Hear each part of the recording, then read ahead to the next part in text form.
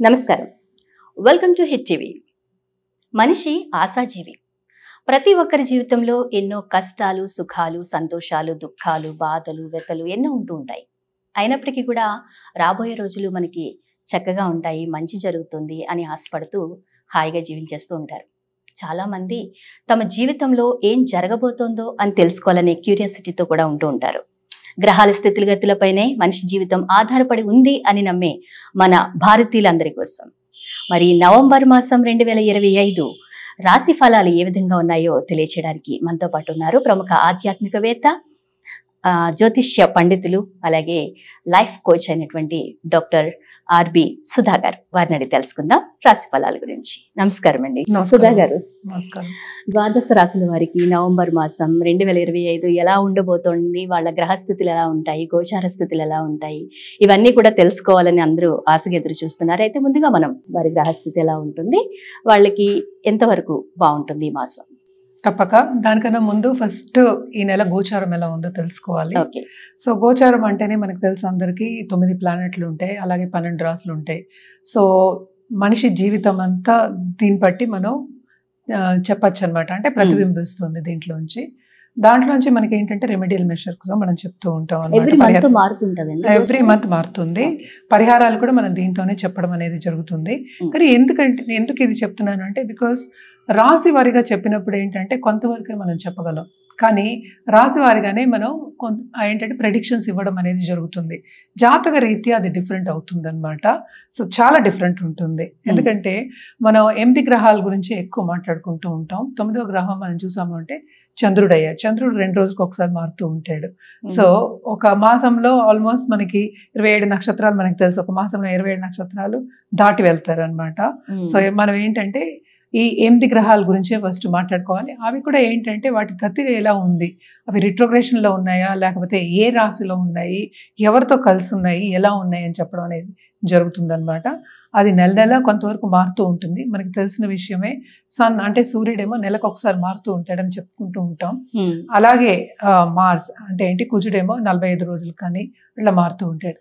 అలాగే మనకి 2 తోకలు సన్కి అంటే ఏంటి, వీనస్, మనకి మెర్కురీ అయ్యారు అంటే బుధుడు. ఇవి కూడా మారుతూ ఉంటాయి. అంటే ఏంటి, 30 రోజులకి, 40 రోజులు, 45. సో ఏదైనా సరే ఏంటంటే మనకి ఆ జోడియాక్లో ఎలా మారుతున్నాయి అని తెలుసుకుంటే కానీ మనం ఒక ప్రెడిక్షన్ అనేది ఇవ్వలేం. అంటే ఏంటి, ఫలితం అనేది మనం చెప్పలేం. అంటే రాశి ఫలితాలు అంటే రాశి అనేది వాళ్ళ రాశి అంటే చంద్రుడు ఎక్కడున్నాడో అది రాశి అంటాం మనం జాతకంలో. సో ఒక గ్రహం గురించే మనం మాట్లాడుకుంటున్నాం. సో మిగతా గ్రహాలన్నీ ఎక్కడ ఉన్నాయి అని ఎప్పుడు మనం వాళ్ళ జాతక రీత్యా చూస్తున్నామో కరెక్ట్ ప్రెడిక్షన్స్ అనేది ఇవ్వడం జరుగుతుంది. సో జనరల్గా రాశి వారిగా మనం మాట్లాడుకోవాలి అంటే ఫస్ట్ గోచారం చూసుకోవాలి. ఎప్పుడు నేను మొదలెట్టేది ఏంటంటే శనీశ్వరుడు ఫస్ట్ నేను మొదలెడతానమాట. ఎందుకంటే శనికి, మన శని గ్రహానికి ఈశ్వరుడు పొజిషన్ ఇచ్చాము.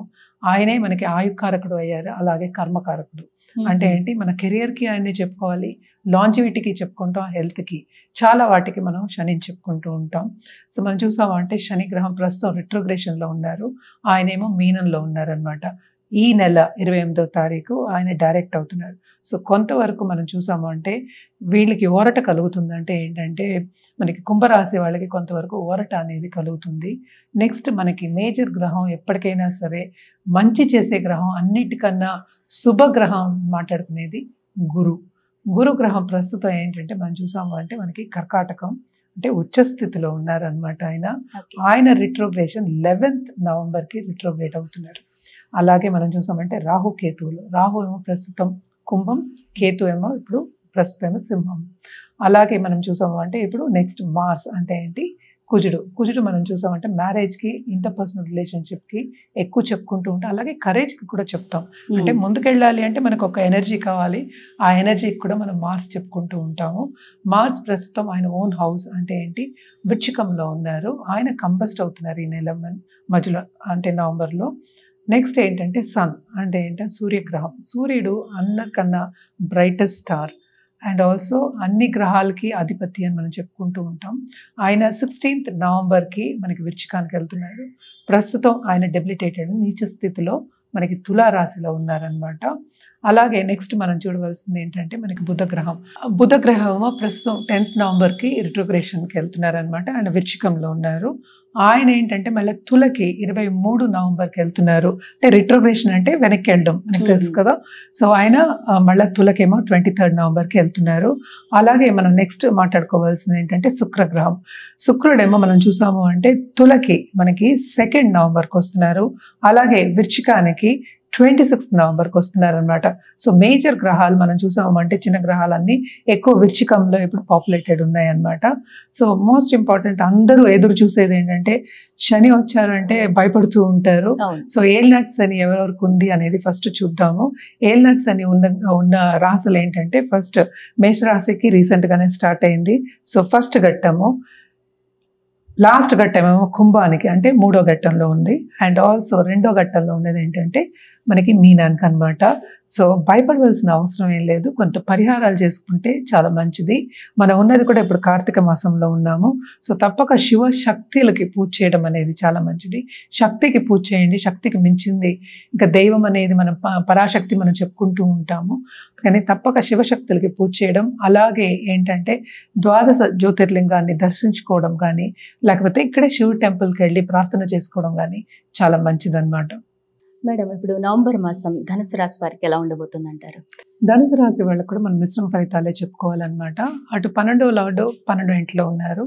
ఆయన కూడా 5th లార్డ్ అయ్యారు. సో తప్పక లక్ అనేది వీళ్ళకి కొంత ఫేవర్ అవుతుంది. అందుకనే కొంతవరకు బాగానే ఉందని చెప్పాలి. కానీ ఏంటంటే ఈ రాశికి అధిపతి మనకి తెలుసు గురువు అయ్యారు. గురువు ఏంటంటే మనకి ఉచ్చస్థితిలో ఉన్నారు. ఉచ్చస్థితిలో ఎక్కడున్నారు? 8వ ఇంట్లో ఉన్నారనమాట. సో తప్పక వీళ్ళకి ఏ రంగం వాళ్ళకి బాగుంటుంది? రియల్ ఎస్టేట్ రంగం వాళ్ళకి, అటు మనకి కార్లు అమ్ముకుంటారు కదా, మన ఆటోమొబైల్ ఇండస్ట్రీ, ఇట్లాంటి వాళ్ళకి చాలా బాగుంటుంది. అలాగే ఫుడ్ టెక్లో ఉన్న వాళ్ళకి చాలా బాగుంటుంది. ఫార్మర్స్కి చాలా బాగుంటుంది. అన్ని ఖరీదు అవుతాయి కానీ సో అన్ని ఖరీదు మనకి. సో అందుకనే ఈ రాశిలో ఉన్న వాళ్ళకి బాగుంటుంది. కానీ మిశ్రమ ఫలితాలు ఎందుకు చెప్పామంటే 8th లో ఉన్నారు కనుక కొంత అక్కడ నెగటివ్ అంటే బ్యాలెన్స్ అయిందని చూపిస్తోంది అనమాట. అలాగే మనం చూసామంటే 11th లార్డ్ 11th లోనే ఉన్నారు. సో లాభం అనేది కూడా వీళ్ళకి చేకూరుతుంది. అదే చెప్పా, లాభం అనేది చాలా చేకూరుతుంది వీళ్ళకి, బాగుంటుంది. అదే ఏంటంటే లాభం అంటే 11th లార్డ్ ఏమో 12th కి మనకి towards end of this month వస్తున్నారు. సో తప్పక ఆ టైంలో ఖర్చులు అనేవి చాలా ఎక్కువ ఉంటాయి. ఎందుకు ఖర్చు పెడుతున్నామో తెలియకుండా ఖర్చులు అది నీళ్ళగా ఖర్చు అయ్యే ఛాన్సెస్ మనకి ఎక్కువ కనిపిస్తున్నాయి అనమాట. ఇప్పుడు 9th లో కేతు ఉన్నారు. సో స్పిరిచువల్గా ఉన్నవాళ్ళు, స్పిరిచువాలిటీలో ఉన్నవాళ్ళు, అటు ఇది ఆస్ట్రాలజీ కానీ, లేకపోతే కన్సల్టెన్సీ రంగం కానీ, లేకపోతే నాలెడ్జ్ రంగంలో ఉన్న వాళ్ళందరికీ కొంతవరకు అభివృద్ధి అనేది మనకి కనిపిస్తుంది అనమాట. ధార్మిక కార్యక్రమాలు తప్పక వీళ్ళు పాల్గొంటారు. అలాగే వీళ్ళకి స్పిరిచువాలిటీ అనేది కూడా కొంతవరకు ఇంక్రీజ్ అవుతుంది. అంటే ఏంటి, ఒక గురువు కింద వెళ్ళడం కానీ, వాళ్ళని సేవించుకోవడం కానీ, దానికి విరాళాలు ఇవ్వడం కానీ, దాంట్లో లీలం అయిపోవడం కానీ, అవన్నీ కొంతవరకు కనిపిస్తున్నాయి అన్నమాట. అలాగే మనం చెప్పుకోవాల్సింది ఏంటంటే ఇప్పుడు నాలెడ్జ్ రంగం నేను చెప్పినట్టు అంటే స్కూల్స్ కానీ, కాలేజెస్ కానీ, ఇలాంటి రంగంలో ఉన్న వాళ్ళకి కానీ వాళ్ళకి చాలా ఎస్పెషలీ స్టడీస్లో ఉన్న వాళ్ళకి, ఆ రంగంలో ఉన్న వాళ్ళకి తప్పక రాబడి అనేది చాలా ఎక్కువ వస్తుంది. అలాగే రికగ్నిషన్ కూడా వచ్చే ఛాన్సెస్ మనకి కనిపిస్తున్నాయి అన్నమాట.